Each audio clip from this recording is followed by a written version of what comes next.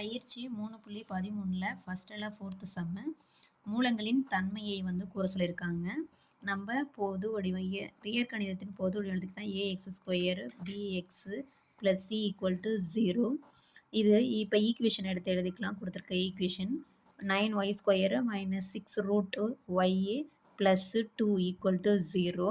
இப்போ இதில் வந்து நம்ம என்ன சால்வ் பண்ணணும்னா மூலங்களின் தன்மைக்காக சால்வ் பண்ணணும். அதனால் ஏவோட வேல்யூ முதல்ல எழுதிக்கலாம். ஃபார்முலாவில் ஏபிசியோட வேல்யூ சப்ஸ்டிட் பண்ணுறதால ஏவோட வேல்யூ y² வேல்யூ 9, பியோட வேல்யூ வந்து ஒய்யின் கெழு தான் பியோட வேல்யூ. அப்போ -6√2, சியோட வேல்யூ 2.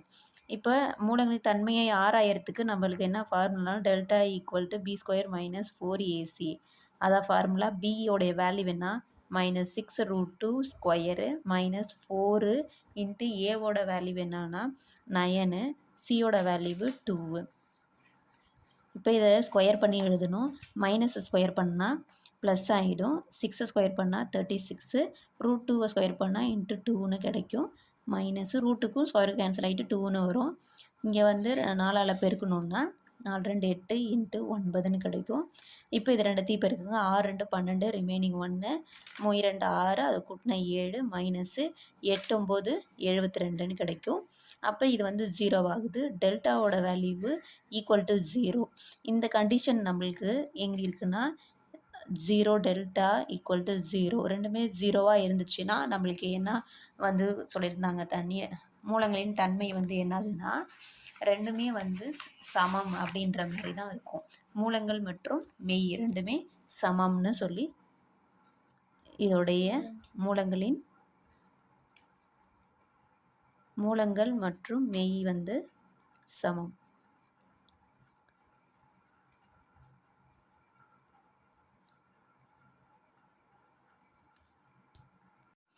பயிற்சி 3.13ல் ஃபஸ்ட்டில் 5th சம்மு நம்ம ஃபஸ்ட்டு இயற்கணிதத்தின் பொது வடிவம் எழுதிக்கலாம். இருபடி சமன்பாட்டின் பொது வடிவம் ax² + bx + c = 0.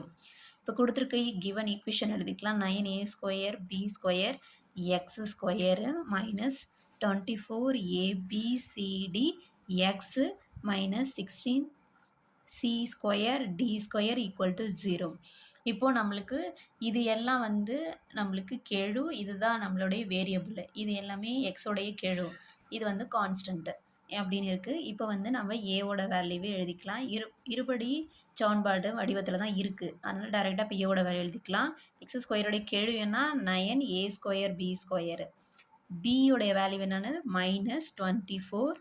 எக்ஸினுடைய கெழு எல்லாத்தையும் எழுதணும். a b c d. அடுத்தது சி கான்ஸ்டன்ட்டு, அங்கே மைனஸ் சைனோடு சேர்த்து 16c² d²ன்னு இருக்கும். இப்போ டெல்டாவுடைய ஃபார்முலா என்னது b² - 4ac.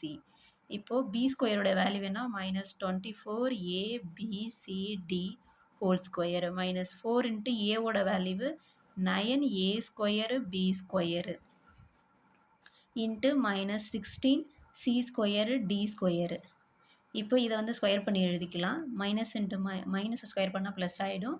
24 ஸ்கொயர் பண்ணுங்கள். 24 இன்ட்டு 24, 4 16, ரிமைனிங் 1, 4 2 8, 1 ஆட் பண்ணால் 9, 4 2 8, 2 2 4, 6, 9 ஆட் பண்ணால் 17, 8ஐயும் remaining 1 5, 576 a² b² c² d². Minus into minus plus ஆகிடும். 9 4 36 இன்ட்டு 16 a² b² எல்லாம் பெருக்கல்ல இருக்குது, அதனால் எழுதுகிறோம் அப்படியே. இப்போது இது அப்படியே ரிமைனிங் எழுதுவோம். 576 a² b² c² d² plus 36ஐயும் 16ஐயும் பெருக்குங்க.